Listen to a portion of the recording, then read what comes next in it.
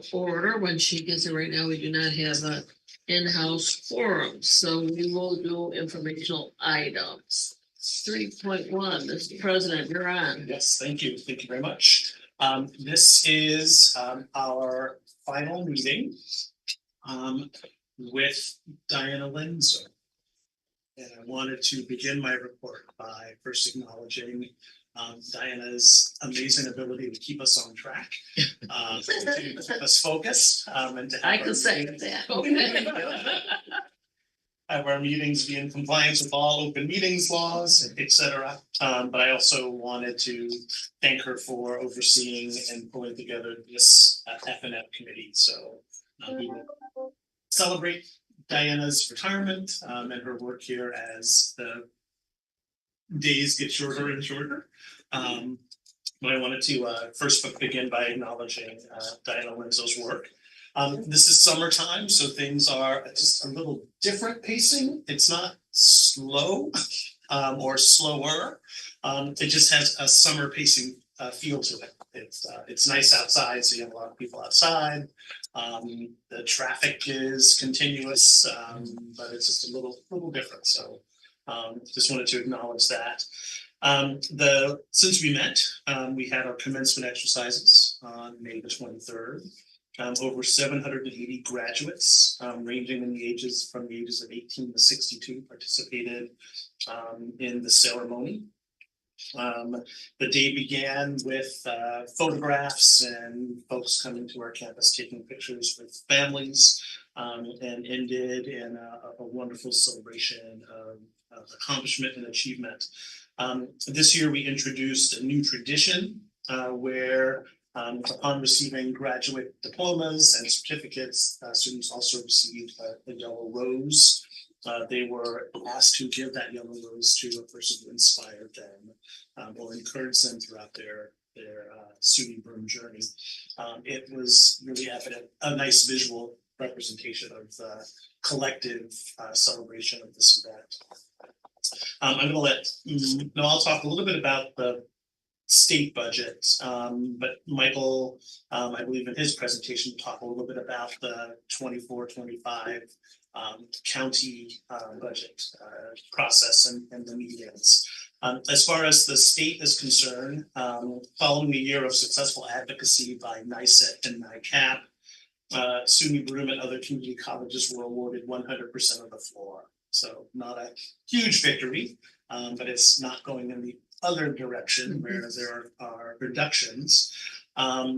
It really is a testament to a very strong, solid advocacy campaign that existed between the community college presidents and the community college trustees. Lots of conversation about the equity gaps in the funding between the community colleges and the state operated institutions.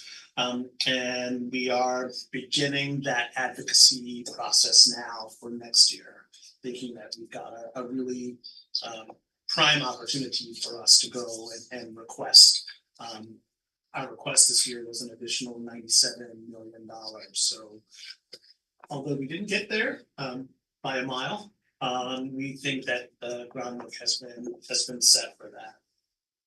On a bright note, the budget does include $8 million in additional support for community colleges. So they're not quite 97 million, but 8 million has been included.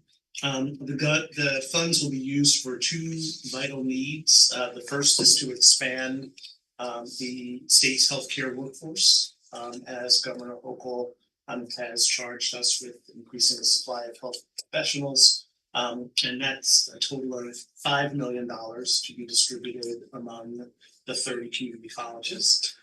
However, SUNY Broome is receiving $350,000, which is the highest amount awarded from this pool of funds. Unfortunately, it's not going to our operating line, so there's some limitations and restrictions on how we might spend it, but there's $350,000 coming to the health sciences area, and an additional $100,000 is going for additional mental health support for student students. So of the 8 million, 5 million is going to healthcare, 3 million is going to mental health. So we have some work to do in order to apply for the money that they're going to give us. But we're very excited that we do have an increase there. Like I said, Michael will talk about the county operating budget. We were very successful in presenting at multiple hearings and have received good news so far. I won't steal Michael's thunder. I was able to attend last week 2 days of professional development retreats with the New York Community College Association of Presidents, NICAP. We met for 3 days, 2.5 days at Finger Lakes Community College. There were professional development sessions on artificial intelligence, on leading cultural leadership in a period of change. And then we began once again doing more work on our advocacy efforts. I'm excited to say that I was elected to a member of the executive board of NICAP. So I would be an at-large member of that group. So Congratulations. leadership, and then the companion to NICAP is NICET, and Margaret Coffey is the chair-elect for that group. So SUNY Broome is bringing the big guns to leadership there. And then finally, there's a meeting. A meeting today for the strategic plan. It's our final strategic planning committee meeting. We're going to finalize the goals and action items and prepare the draft over the summer for presentation to the board of trustees as well as the community. And then simultaneously, the executive council will begin operationalizing some of the goals that exist. So that at the start of the fall semester, we'll have a really solid presentation to the college community. Just as far as upcoming, just to wrap it up, the chancellor is coming to the college on Monday, the 24th, to talk about healthcare and the healthcare task force. So we're finalizing the participants and really kind of what that. I'm assuming it's going to be more of an announcement press conference event combined with a campus visit. So how we give them a tour of spaces, probably since it's healthcare related, probably the Decker. And that I'm looking for questions. Any questions? Jim, you're the only present here. No, all right. Budget and finance update. Morning. Mr. Sullivan. So in your packet is the monthly forecast through the end of May, and we haven't, college hasn't really changed the forecast. We still are representing that we'll have a balanced budget with the budgeted amount of stimulus money. Still in the forecast. So the summer enrollment was a little better than budgeted, but by about 10%. So it's not a huge amount of the enrollment number, but every little bit helps. So that was encouraging news. And fall enrollment is right around where the budget assumption starting for next fiscal year, which starts September 1, is in there. Relative to the proposed budget, which you're hopefully will take action on later this morning, really the process was three meetings. One was with the county executive and his team a couple of weeks ago. Pretty extensive presentation between Dr. Hawkins, Dr. Kelly, and myself, including a multi-year sustainability plan was a major aspect of that, especially in light of the fact that in the budget for next year, we're proposing the use of some of the unrestricted fund balance primarily for the retirement incentive plan. County exec team was somewhat concerned about, based on our forecast, that would be a little below 5%. What actions was the college going to take longer term to kind of mitigate that going forward. So we present all that to the board as well. So I think by the end of the meeting, they felt pretty comfortable with what we had put in the budget. So then,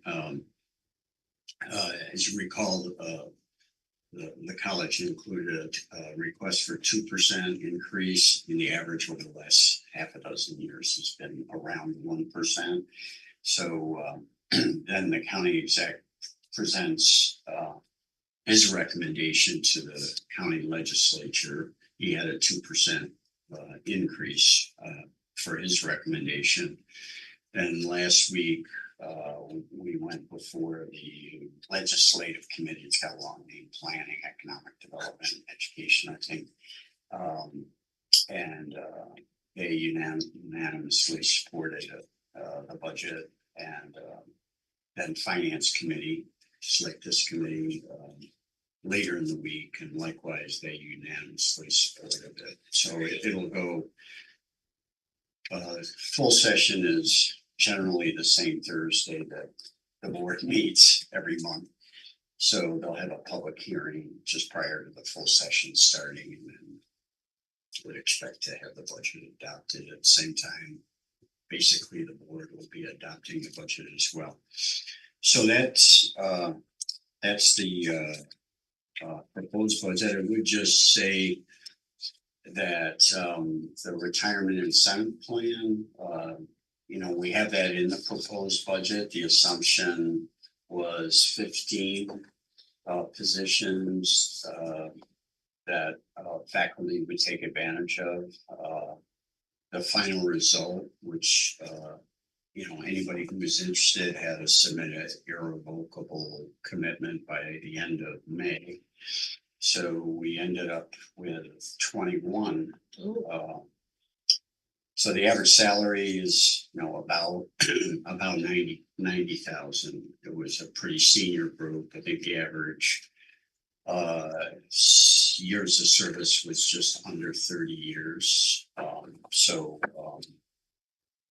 in any event, do the math in your head real quick. 90,000 times about 20 people would be 1.8 million, and 20% for benefits, because all of them will be eligible for retiree health insurance. So we factor about a 21% benefit savings. So 21% of that 1.8, about 350,000. So we're ballpark. The cost, the one-time hit, will be about 2.2 million.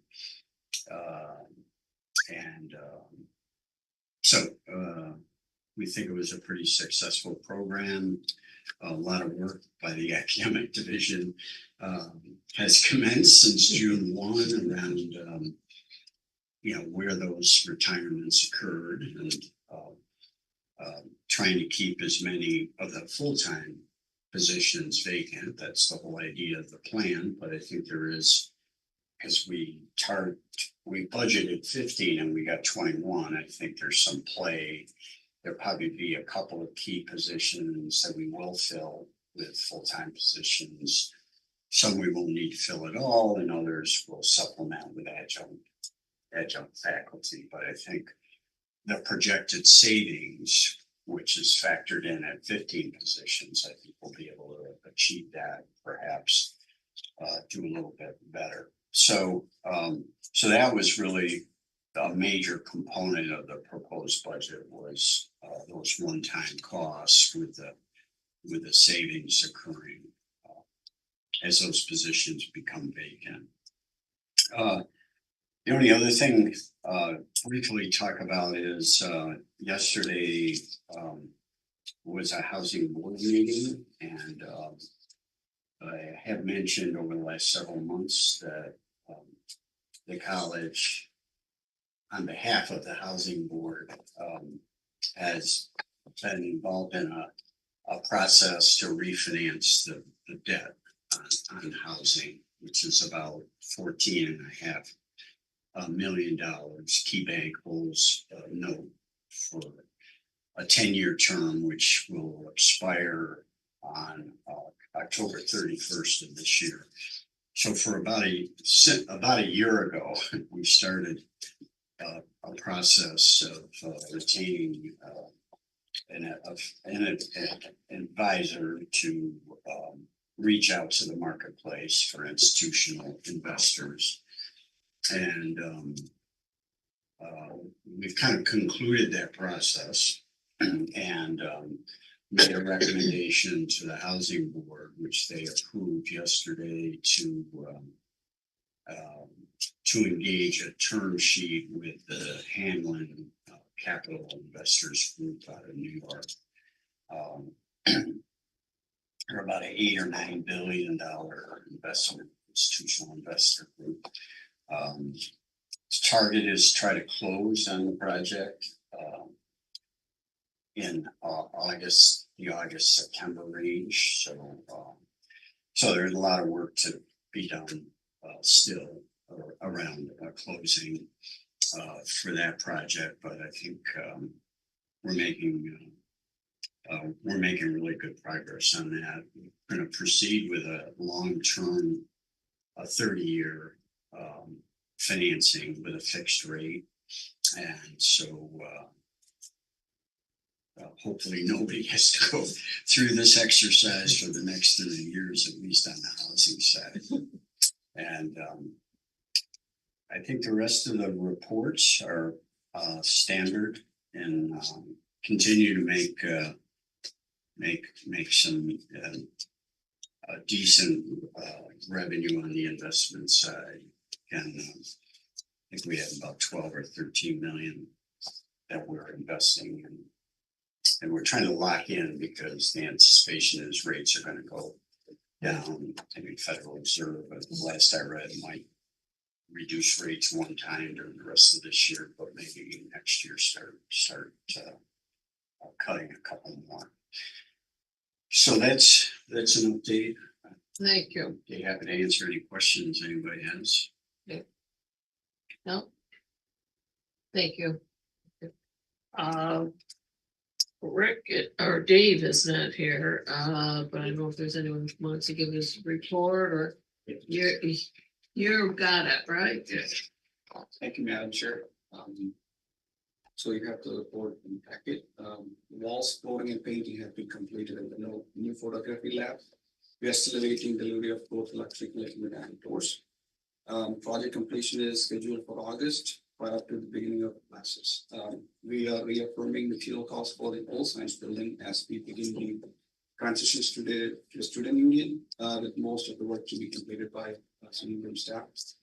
The old HVAC equipment has been removed from the library roof and the business building. Our contractors are on site for the Student Center West Gym HVAC project, so they are removing the old units as I speak. We are in the process of scheduling our next round of campus-wide transfer inspections. We expect the installation of new business building roof to begin sometime this fall. Signing has been completed by SUNY Broome staff in the areas where we have the new campus-wide security cameras. Our contractor, Johnson Controls, they're awaiting the delivery of the material to begin work and the upgrade of campus-wide fire panels. We still expect the bids for the tech nursing renovation project to be approved at the August 2024 board meeting. We are working with the BC Center to coordinate the installation of new doors for the summer. The brickwork repair in front of Titchener is nearing completion. We poured the new caps last Thursday. We anticipate completely refinishing the wood floors in the Baldwin Gym, West Gym, and the dance studio later this summer or fall. The project has been advertised for a bid. We also have the following projects in the planning and or the design phase. Recommendations for the mini master plan and or the one-stop shop are being reviewed.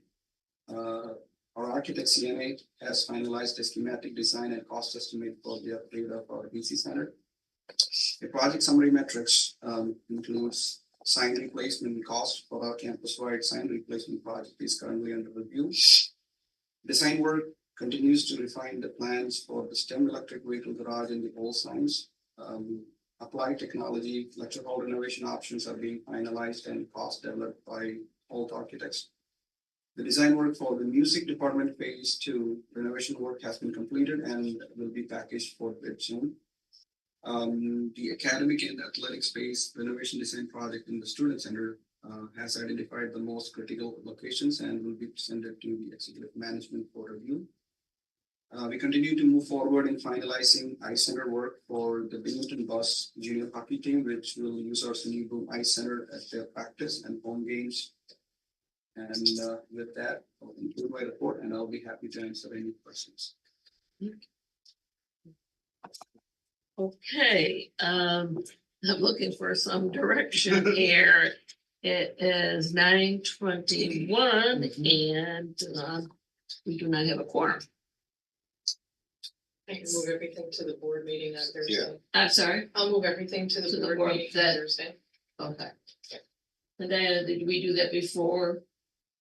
Is that the first thing on the agenda for the board meeting? It'll all be action items. Action. Okay. So, one at a time. Okay. All will be true. Okay, guys. Sorry.